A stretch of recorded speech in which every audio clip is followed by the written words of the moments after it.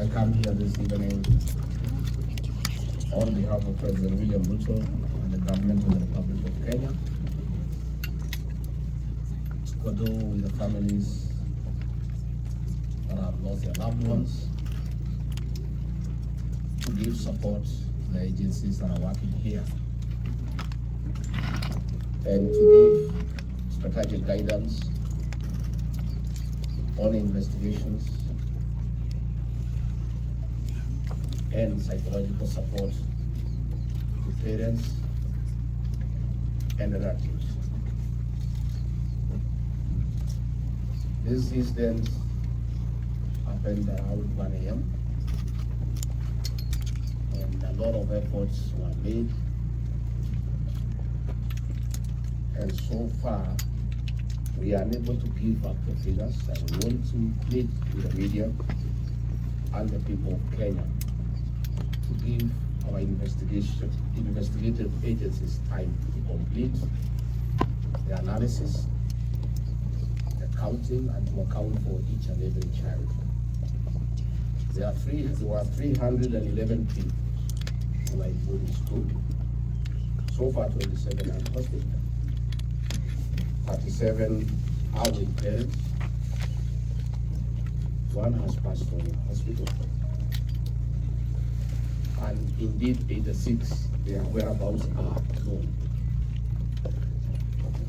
We still have 70 kids that are unaccounted. But that does not mean that they are perished or they are injured. The word is that they are unaccounted for. We are praying and hoping for the best. And this is where I need to make an appeal. When this incident happened, some parents came here and took away their children, and they have not filed this report. I'm appealing to each and every parent who took their child from here to report the same. We'll give a number that is here by the International Red Cross and the school so that we know where that child is. There are still some other children that were held by the neighbors and are with the neighbors around this community. And we really want to thank this community around here.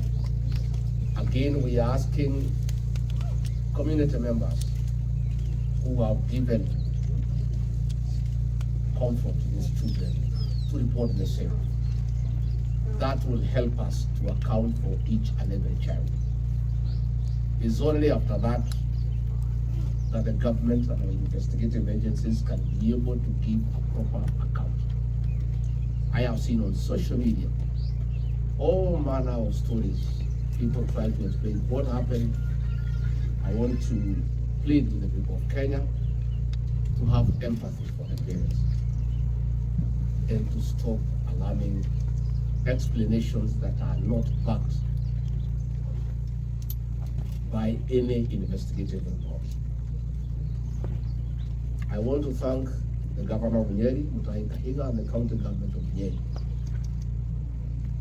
for the work that they have done since early in the morning, and for according our DCI officers all the necessary facilities to carry on with investigations, to be able to deal with the dead bodies, agreeing to receive the injured children in hospitals belonging to the county. I want to thank our acting regional commissioner and his team, and all officers of the National Government Administration, the National Police Service, and all other security agencies for the work that they have done here. I want to thank the International Red Cross for the work that they have done.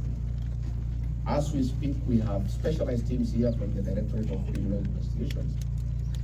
We have pathologists, we have people from homicide, we have people from the forensic department, and all this, we have the government chemist, and all those teams are working here for now.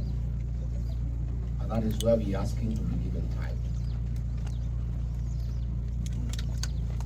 There will be a lot of work of elected samples for DNA to be able to match the bodies with the parents. And we are calling upon everybody to cooperate.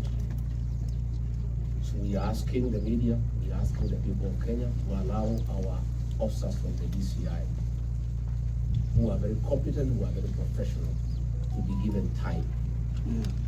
The scene is still cordoned, and they need a lot of time so that they can be able to collect the body parts. And the government chemists, they can be able to check what could have happened. There's a lot of work harvested. The scene is very gory, and a lot of work is going on. So we are asking for patience in terms of information. And we are asking people not to give numbers of dead people, injured people, because those numbers are not verified, and we don't want to cause alarm. I want to commit that President William Ruto has ordered expeditious investigations, and that is going on. And when the report is ready, as a government, we shall make the report public, so that we can also find out what happened, what caused the fire, what could have gone wrong. But I want at this situation not to have any guesswork, not to impute any improper motive. We just let the investigation agencies to do their work. The government will assist the parents in every possible way to bury the dead. We'll assist in terms of hospital management, in terms of hospital bills. The government, the president has committed that is the message that I bring from him to help these families. So I want to say it is very difficult time. As I said, condolences on behalf of the president, the people, families of the people of Kenya. I want to ask for patience so that the families can have peace. We are just about to begin a very difficult exercise to take the parents to the scene so that they can begin the process of closure.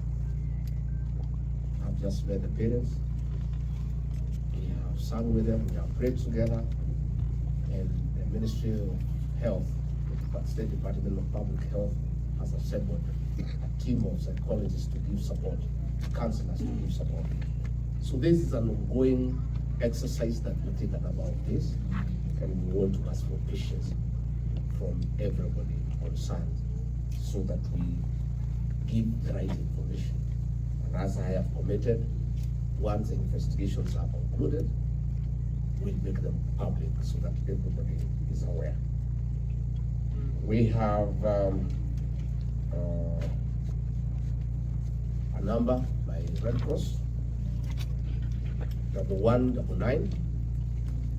1199 is where parents who are having children should give that information. 1199, neighbors and community, those who are having children whom you give refuge, whom you give comfort, and we want to thank you. Please get in touch with the Red Cross at 1199 1199. Please give that information.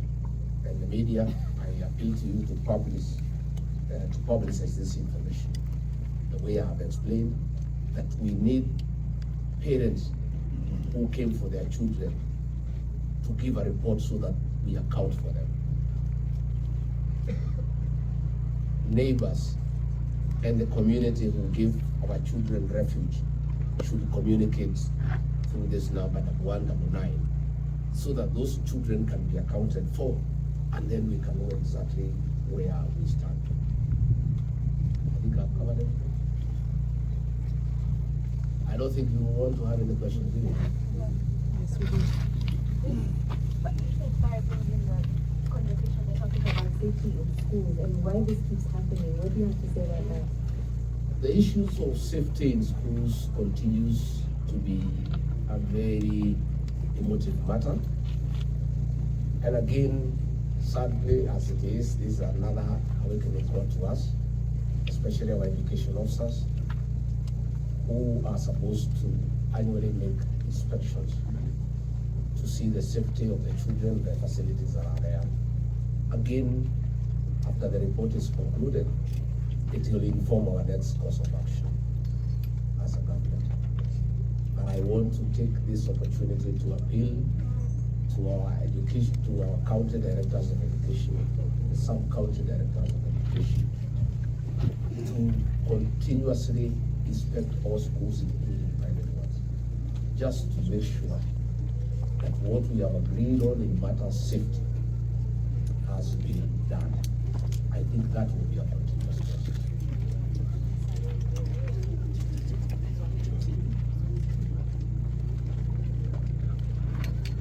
I think we are in very solemn mood. We don't know too many questions, because I also want to go and talk to this people there. Tumekubaliana. Asanteni sana.